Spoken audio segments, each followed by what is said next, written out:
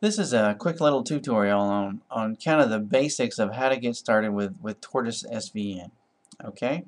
Alright, so let's say that you want to do some code management. You want to do some change management around your code. So that's what Tortoise SVN is. Now I have Tortoise SVN already installed on the server, on our class remote desktop server. So again, what you'll do is you'll sign in to 130.160.114.226. You'll click connect, connect. You want to use localhost / your Bama username, and then your password is your campus-wide ID plus pound ABC. Alright, you'll click yes here. And then, once you get logged in here, you want to click on the start button of your remote desktop start button, and then go to computer, and go to desktop, and go to your folder, your profile folder. Another way to get there is to go to start and then click on your profile folder right here. Okay? So what you want to do just in the white space here is right click and say SVN checkout.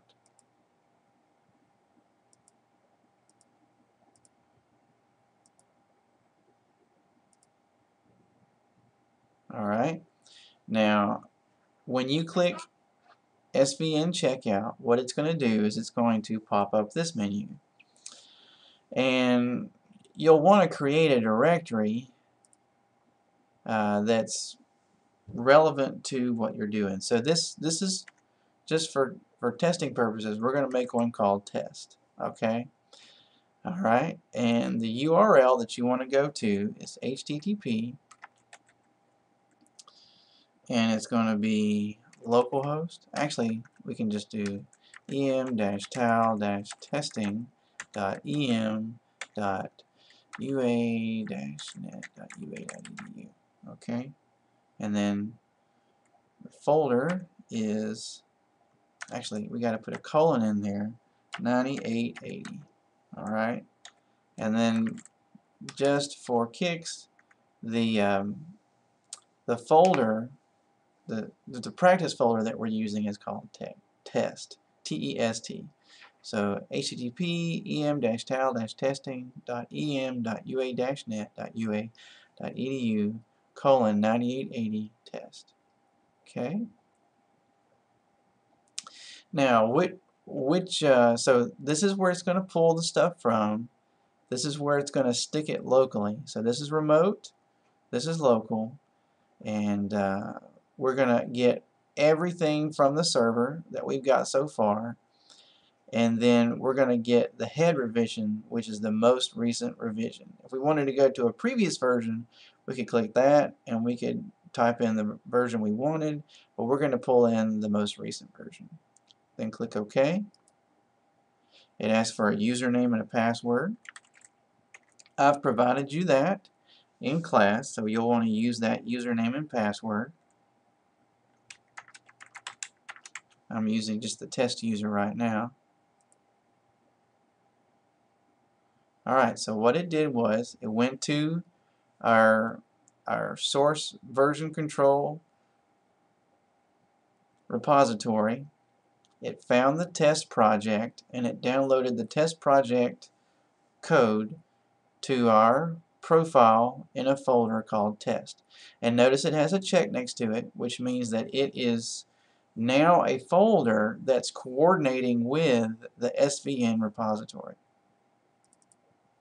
So if we double click in there, what we'll see is branches, tags, and trunk. Okay? Now you'll remember from the conversation about SVN, branches is variations of your code, tags is copies of major releases, and then trunk is your main project that you're working on. So let's double click in trunk, and you'll notice there's one sample little test file in there. Okay, so just to play around with SVN, let's right click on it And let's open this with Notepad.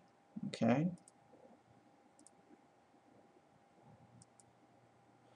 And what I'm going to do is I'm just going to add in a quick little unordered list here. Actually, we're just going to close out the unordered list. I never did do this the other day when I was making this code. Alright, so we're going to close that out and we'll save it. We'll exit. And now you'll notice that when we come back to this file, it's got an exclamation on it. So it means it's out of sync. What I have here is out of sync with what's on the repository. So no problem. All I have to do is right click and then do an SVN commit.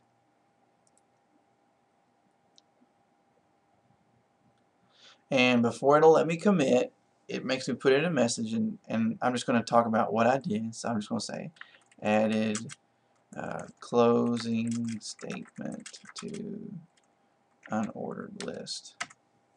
Okay, and then I'll click OK. It'll ask me to log in again, and here you'll put in the credentials I gave you in class. I'm just using a test account right now, and you can actually have it save authentication if you want to. I wouldn't recommend that. I'd prefer you to type it in each time. Click OK and commit finished. It's got the green here, and so we click OK, and it's got a green arrow here. So that's basically all there is to working with SVN. You'll notice it's simple. It's supposed to be simple. It's supposed to make version control simple. Just for kicks, let's do this right here. So we've got down here, we have this message, and so we're going to click OK to this. What I want to do now is just right click again, go to tortoise SVN, and I want to go to the repo browser. And it's not like a bad thing, not like the repo man. It's repository, not repossession. It is a repository. It is a good place to put things. I'll type in the authentication. And the thing about Tortoise SVN is that once you log in, it minimizes itself. So you have to actually click here. But let's just click here and see what we got. So we've got these extra folders, but there's nothing in them. So we're in the trunk, the main program here. So if we right click, we see that there's 6 revisions of this file. So if I click on it and then I right click, I should be able to look at the versions that go with it. But let's look at let's show log and see what happens. So we say test. Alright. And then what it does is it shows you all the revisions that have been done. And if you want to see those revisions, if you want to actually look at those revisions, you can. You just have to double click right here. Okay. If I want to compare 2 revisions, let's see, if I right click on it, I should be able to compare revisions. So let's click on that and see what happens. Alright, so what it does is it shows you the difference between revision 5 and revision 6. And what you can see very clearly is that in revision 6 I added in that unordered list tag. I closed it out. Okay? So that's just a little bit of fun stuff that you can do with Tortoise SVN. So I'm just going to exit out of all this stuff and log off, and I'm done.